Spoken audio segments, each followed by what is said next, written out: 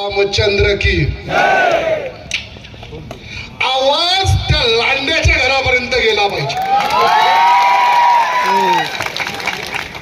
छत्रपती शिवाजी महाराज की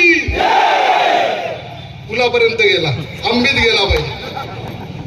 धर्मवीर छत्रपती संभाजी महाराज की जय जय सियाराम.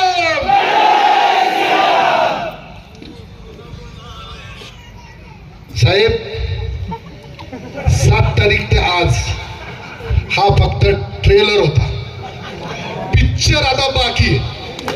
जर आमची वैष्णवी आली नाही तर पिक्चर उद्यापासून सुरू होईल.